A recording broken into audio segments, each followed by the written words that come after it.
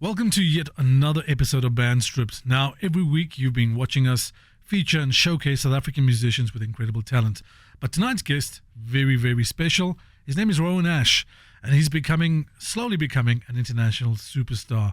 And we're featuring his music tonight, talking about his songs and his journey so far, which has been unbelievable. This is one you don't want to miss out on. Band Strip, Roan Ash.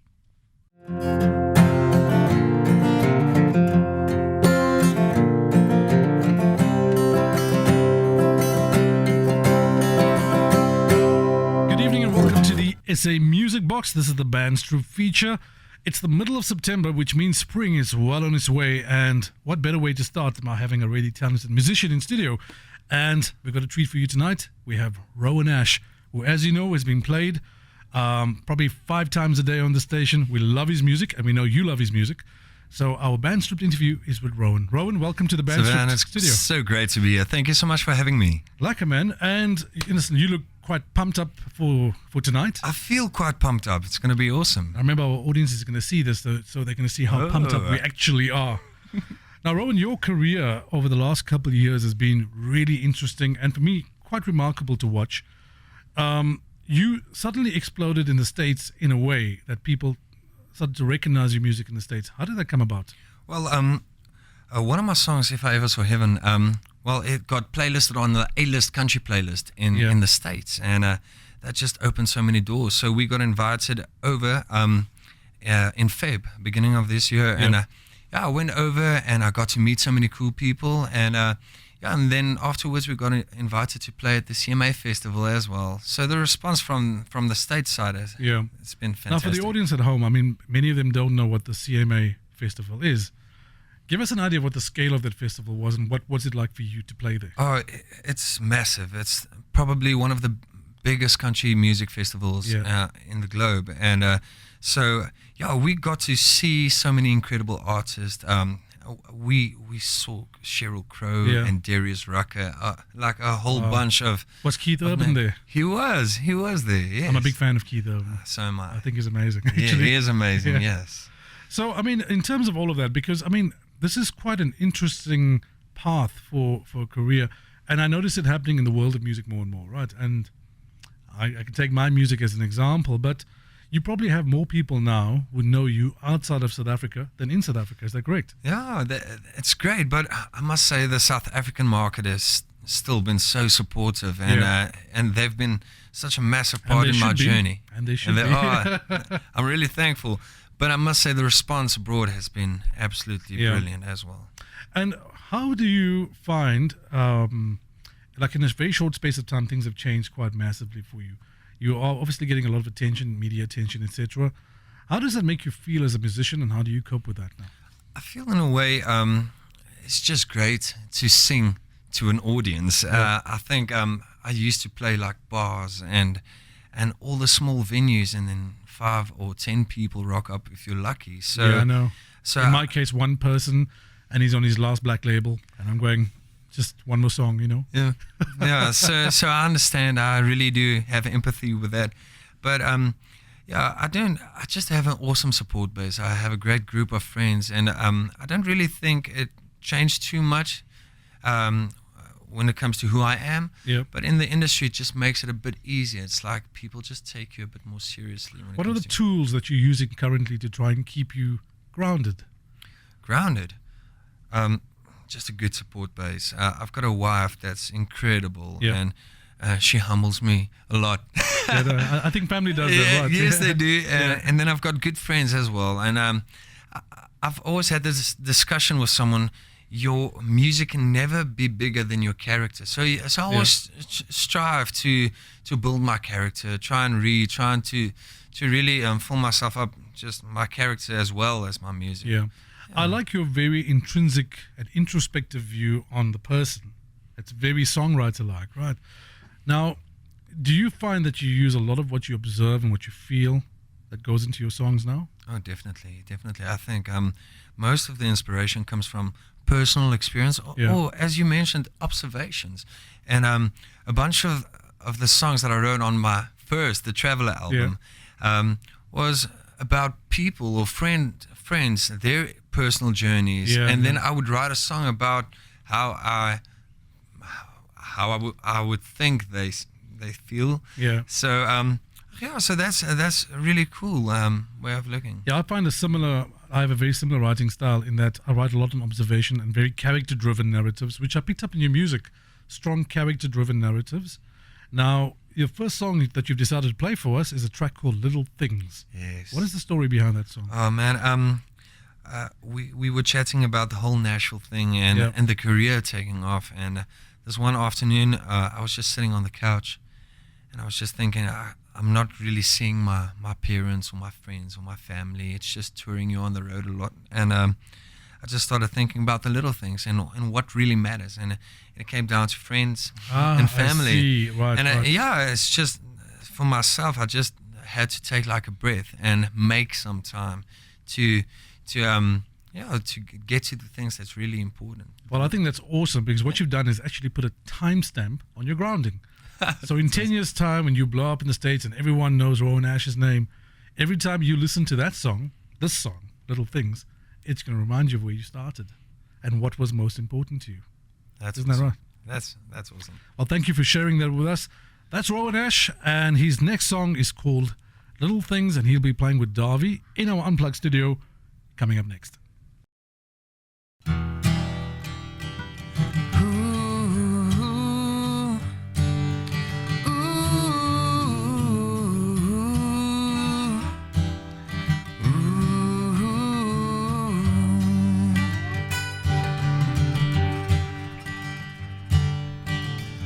Need to see the little things again.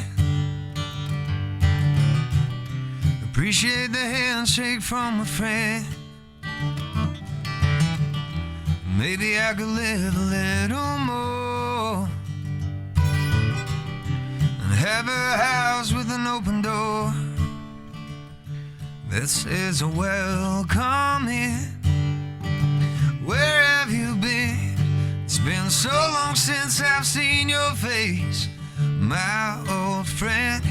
We can sit out on the porch tonight, drink whiskey by the firelight, and sing about the good old days, laugh about the little things again.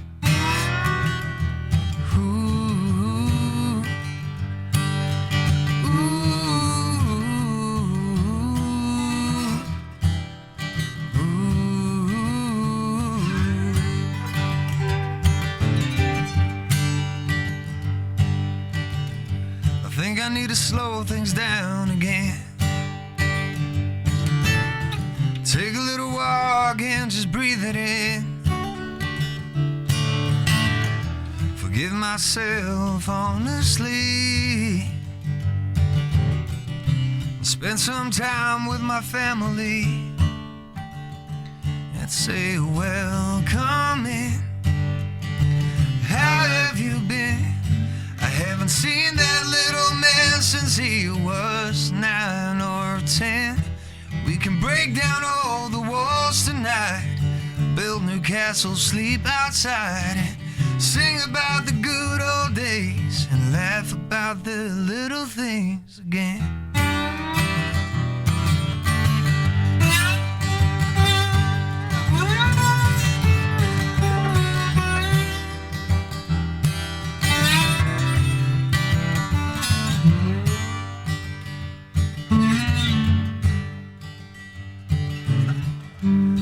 I need to open up again. There's no need in being lonely in the end. And maybe fall in love recklessly and find a woman, give her all of me, and say welcome in. How have you been? Well, that must be the nicest dress I've ever seen. We can sit down by the candlelight, way too old for a pillow fight. So tell me all about your days. I believe in the little things again. Ooh, yes, I believe in the little things again. Welcome back to the Bandstrip studio. That was Roan Ash with Little Things. Now, Rowan, thank you for that. That's amazing. You know, there's a great craft in the music that you write. Which songwriters do you identify with, or you find yourself identifying with a lot? Well, any songwriter that really writes from a place of just realness and openness. So, I'm a massive Bruce Springsteen fan. I love Springsteen as well. Yeah, I love Springsteen and his way of writing. And there's this country artist, Chris Stapleton. Yeah. Absolutely fantastic, organic type of songwriting. But then I don't mind the more commercial sounding guys like Ed Sheeran. Even it's not a lot of people who can come out onto like a stage in front of 40,000 people. Just play like that. Just with an acoustic guitar. Yes. Oh, that's absolutely fantastic. No, I think that's amazing. Yeah. Was country music always your intention, or something that you evolved into? A bit of both, really. I grew up listening to Chris Christopherson, Don Williams, Charlie Pride, and all that. Okay, those are very classic country very artists. classic country artists. My dad's, it was via my dad's influence. And as I grew up, I had my Blink 182 phase in red jumpsuit apparatus and all that stuff. And then eventually, by default, sometimes when I started writing songs, I would just automatically go into a direction. I wouldn't necessarily brand my music as country music. Yeah. However, I do believe that there's a bit of a country music storytelling type of writing. Absolutely. I think that's a great thing about country music. It's always been based on great storytelling. Definitely. And obviously steeped in strong melodies, etc. But it's the storytelling that's the great part of country music, because it's very folk influenced too, isn't it? It is.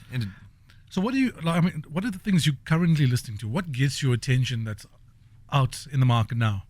Well, at the moment I've got the Chris Stapleton album just rotating in the car. Can't think of the song that really excited me. Yeah. You know the Ed Sheeran, Chris Stapleton, Bruno Mars song? Yes. They literally released a while back. It was just a bit more of a powerful song. And because sometimes by default I always go to ballads, writing ballads. Yeah. And sometimes you need to force yourself out of writing ballads to write something energetic. Something different tempo and things. Up tempo. Yeah. And to write up tempo material, you need to listen to a lot more. Yeah, I suppose I found that. I think when you're writing character-based songs and you're a songwriter, there's a certain tone that you will genuinely write with. And then if you're consciously trying to write something more up-tempo, you're thinking, okay, this is out of my comfort zone a little bit. It is, yeah. How do I even get started with this here? So I found it's always a very conscious choice for me to do that. It's not a natural thing that, you know? Yeah, it's not a natural thing for me. Because my tempos always ends up being like a bit slowish and a bit melancholic maybe in a way. I can relate completely. Yeah.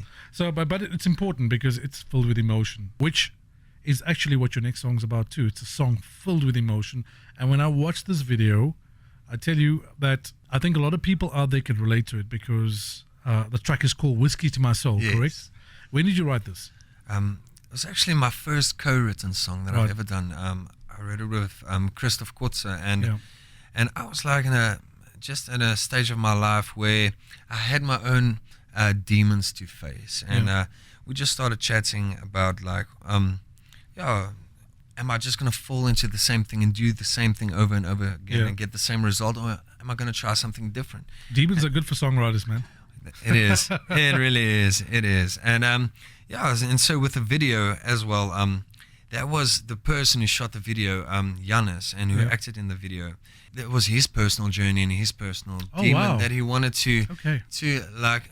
I believe if I need creativity in my craft, I believe that I need to give the people who shoot the video creativity in their craft as well. Yeah, I mean, this song is filled with a lot of depth, a lot of intention, and it's something that, I mean, for listeners out there, I suppose everyone sort of draws their own meaning from a song.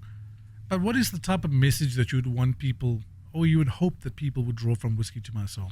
If I can just create an emotion, and at the end of the day, they just want to try something else, and or just be inspired a little bit by that, I think I've done a good job then.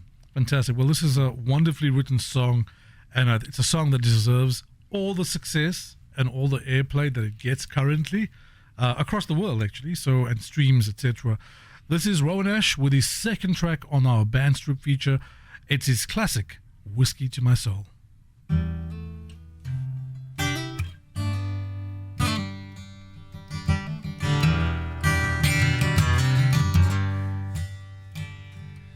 You come face to face with the devil tonight. Will you pick up where you left off? Will you start to fight? When you feel alone and you're as dark as night. I know it's wrong, but boy, it sure feels right. And oh, you're like whiskey to my soul. You're home when I got no place to go. Oh, so come on and tie me down and take me out to town. I got a feeling we've been taking a long way round. Is it just fantasy? Honey, is it just make-believe? You're awakening the monster deep inside of me. You burn my soul when you touch my skin.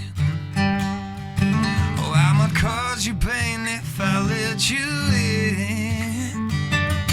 Because you taste like honey, but you smell like gin.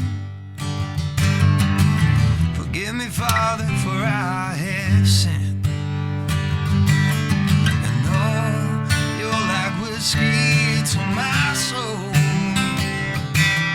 You're home, but I got no place to go.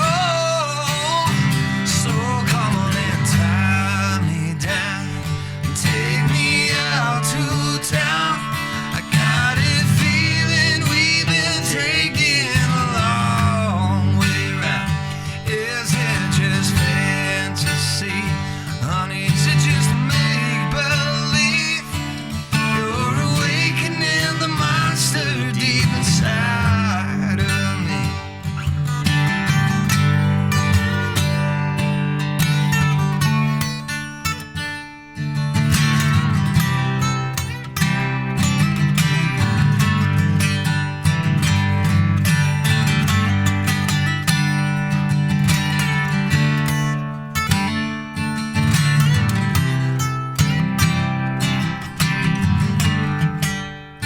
So come on and tie me down, take me out to town.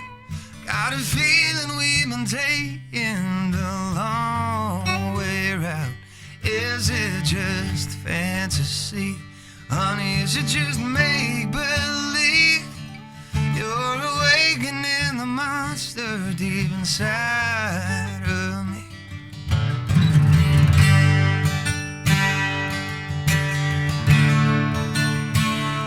Yeah, I've been living in the shadows, shine your light on me.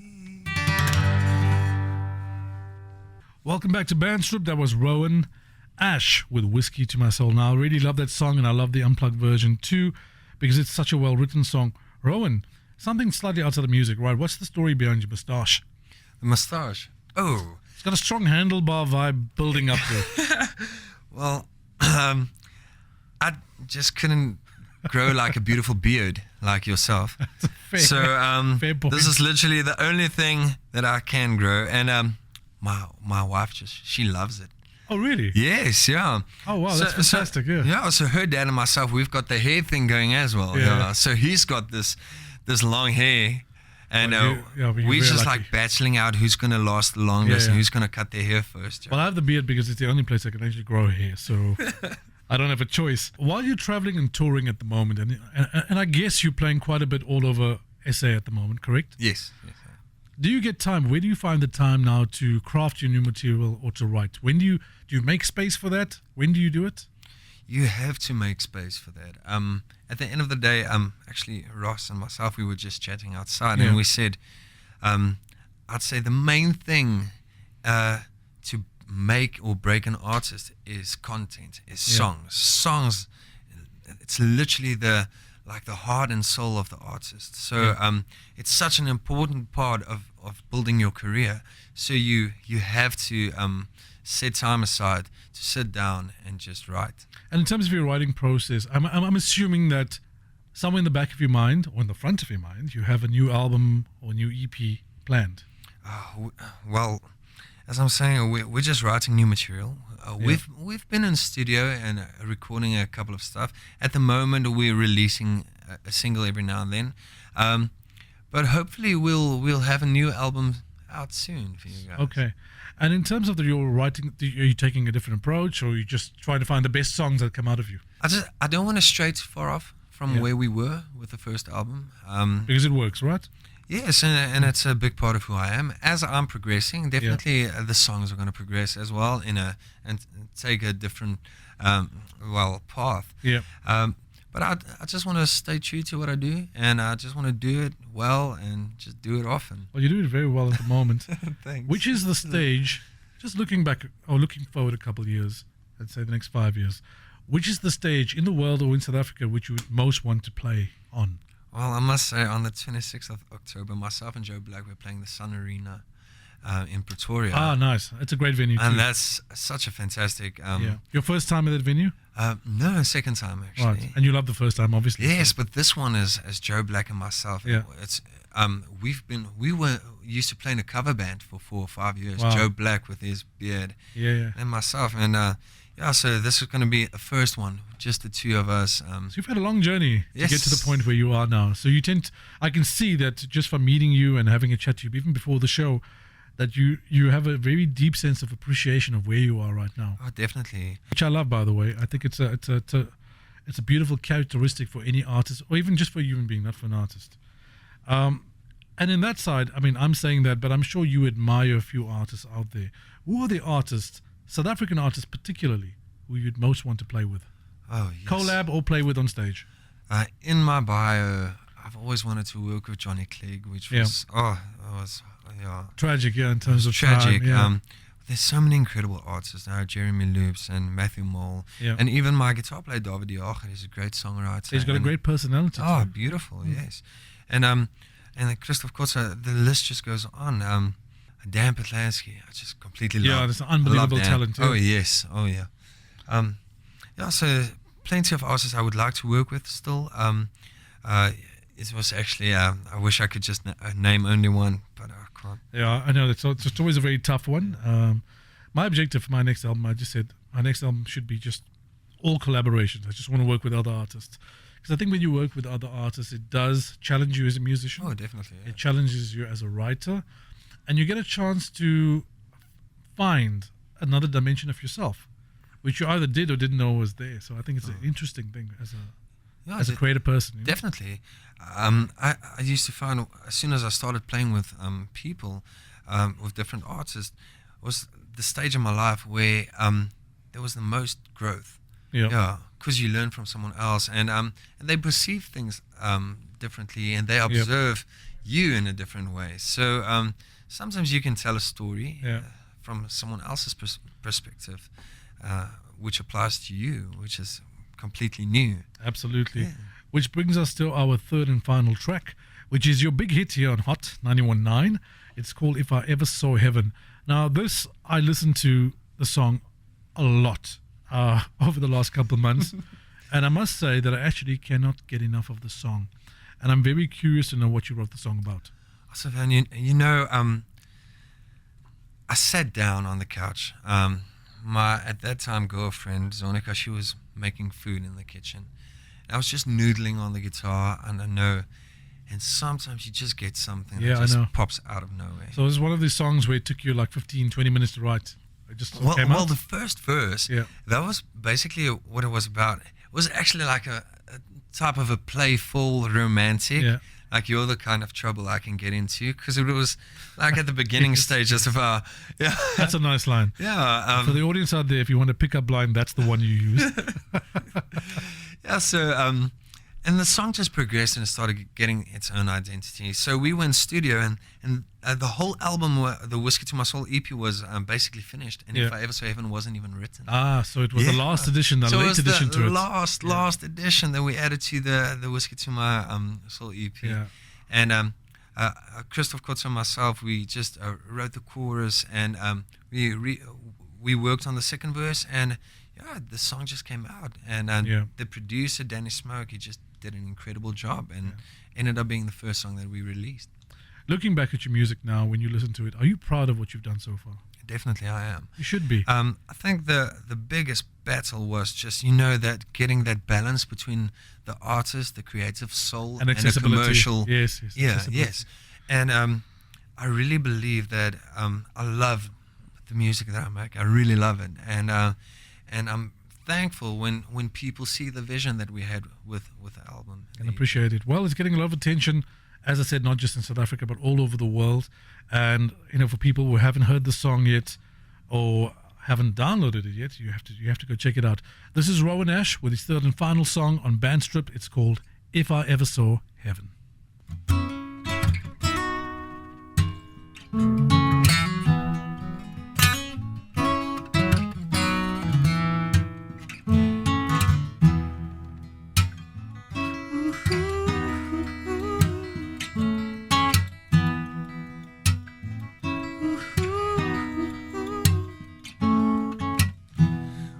Kind of trouble that I can get into. You're the kind of battle that I'll be willing to lose. You're the winter fires and you're burning right through. I've been losing my mind over you.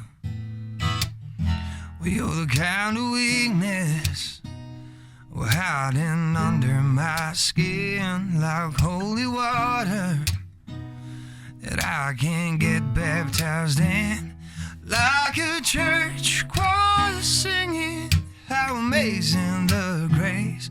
Oh, honey, you've been restoring my faith. And if I ever saw heaven, it'll look like you. Won't ever stop trying, only give you the truth. 'Cause I'm one step closer to making my move. If I ever saw heaven, it'll look like you.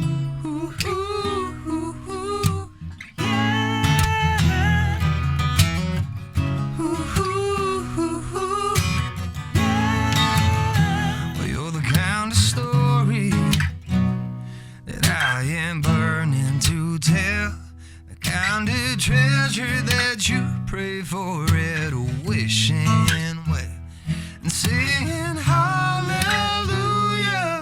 To the river I'll go, and honey, you be my light at the end of the road. If I ever saw heaven, it'll look like you. Won't ever stop trying, only give you the truth. 'Cause I'm one step closer to making my move. If I ever saw heaven, it'll look like you.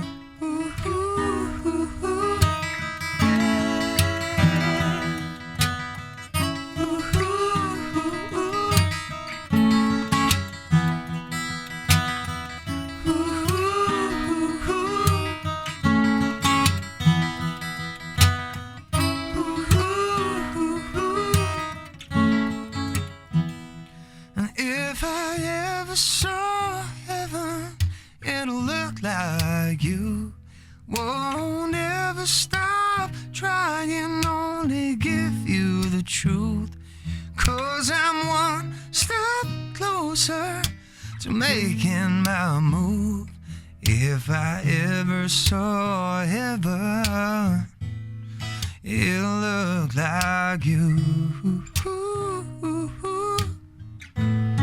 It'll look like you.